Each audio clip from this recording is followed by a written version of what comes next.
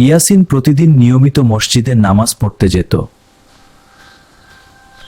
সেদিন সে নতুন জুতা খুলে মসজিদের দরজায় রেখে দিল। সে মন দিয়ে মাগরিবের নামাজ পড়ল। আরে আমার জুতা কোথায় গেল? তার নতুন জুতা কোথাও খুঁজে পাওয়া গেল না।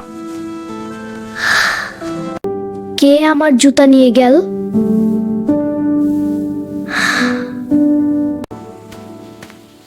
বাবা, হয়তো কেউ ভুল করে নিয়ে গেছে।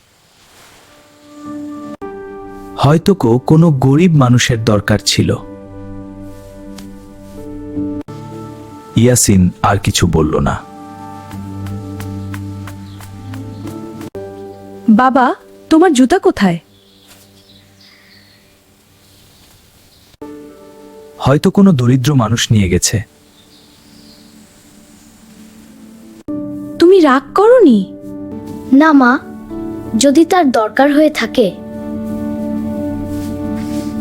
পরের দিন সে আবার মসজিদে গেল। ইয়াসিন, এটা তোমার জন্য। কেউ তাকে নতুন জুতা উপহার দিল। এটা কে দিল?